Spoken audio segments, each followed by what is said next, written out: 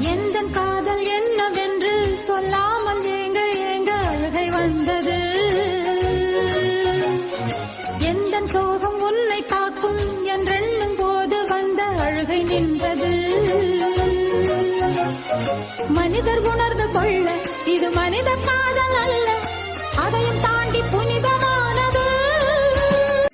கண்மணி அன்போடு காதலன் நான் எழுதும் கடிதமே.